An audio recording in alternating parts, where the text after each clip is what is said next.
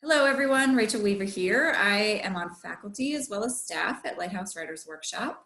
I've started a new series of videos called The Story of a Book, in which I ask various authors to tell us the journey that they went through, sort of from that moment that the book, sort of landed in their head as an idea all the way through publication. So my very first guest is Mary Harpin. Her book of poetry called Shadowrise came out in November of 2019. And Mary, I thank you for being here, first of all. No problem. Happy to be here. So I am going to pin your video and then let you take over and tell us the story of how your book came to be. Sure. The oldest poems in this book go back to when I was in graduate school, probably in 2009. At least a version of them started then. And that was, let's see, in grad school, I knew I wanted to do a complete book of poems. I was putting together my thesis and got really interested in writing poems that were inspired by images of the universe from NASA. And I kind of knew that I wanted my cover to be, this was from one of the photos of the day that they put on the NASA website, and the photographer gave me permission to use on the book.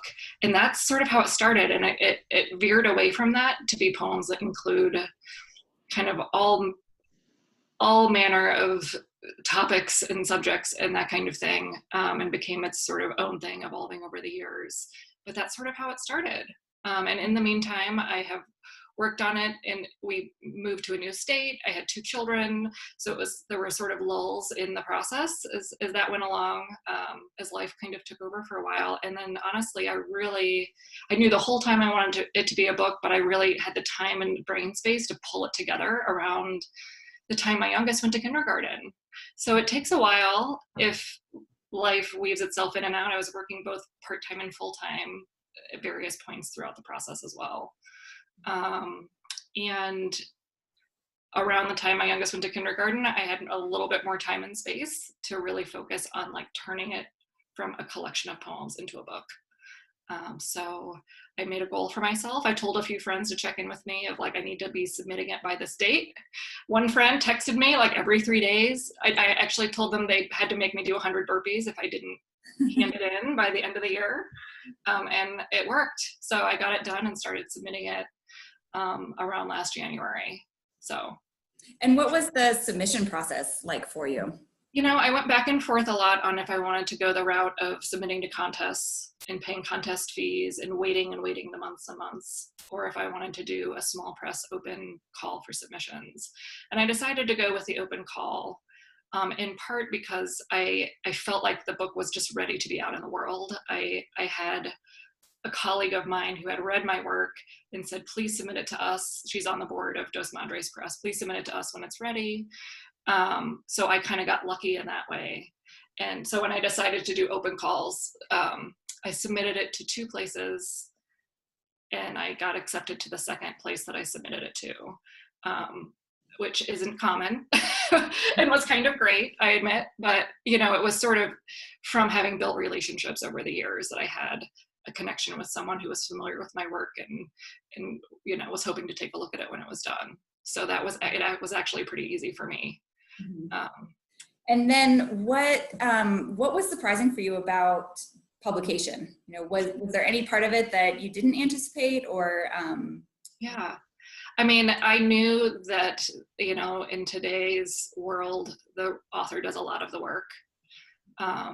And my publisher was great in supporting me in every way that he could, but it still is a little shocking to see how few resources there are out there for them and for me. And to see, the book is available on Amazon, and to sort of see how authors are treated through various venues, and just driving home the point of how incredibly important it is to support your local bookstores and to buy, both for the author, for the bookstore, for the publisher. We all benefit so much more from that than we do from the big sort of monstrosity organizations like Amazon.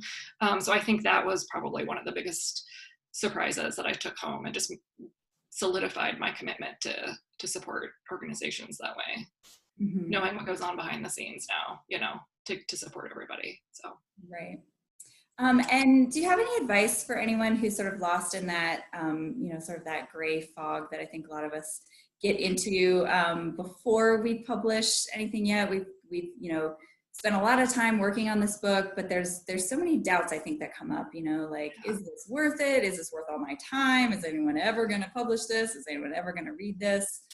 Right. I mean, I think I learned so much, over the whole 10 year or so span that it took to finish and get this book out about what success means specifically to me, because it is so different for everyone. I have a really good friend who submitted her work and won a great contest, and she's so happy, and the turmoil that went into that, like, that was really important to her. She knew that about herself. I know for myself, the actual poems themselves being what I feel they should be and communicating what I want to communicate is probably the number one thing that I value in putting this work out. And so that is for her too. I mean, there are many things that all of us value at the same time, but you have to really think about, like, what is it that success is for me? Because if you look at it, for example, as a monetary thing, if you put the pressure on it to support you financially, at least with poems, there's a good chance that's gonna end up in frustration, and there's just no need for that, so you have to think about how do I want my version of being an artist to look, and commit to that, and know that it might look different from other people's, and that's what's going to make you happy. You have to stick to that for yourself and kind of examine. There's a lot of reflection in it of, like, what your ego can get wrapped up. Of course it does. It's so important to us to just sort of decide what really matters to you. Right. And I think that keeps you out of that realm of comparison a little bit. Comparing is the thief of joy. It really is. And so deciding what your version is and sticking to that, and knowing it's not going to look like anyone else's is really important. And being gentle with yourself. I mean, there were times, when my kids were little, and I would get so down on myself for not, getting up even earlier to commit to, all this stuff. And I look back at that and I just wish I would have been kinder to myself, because there is no timeline. There's no timeline. It's what works for your life and your family and so on. So yeah. Well, thank you, Mary. I really appreciate you sharing your story with us. Yeah, no problem. Thank you so much for having me, and I look forward to coming out to some of your events when things open back up. So. Yes. All right, take care. Thanks, you too. Bye-bye.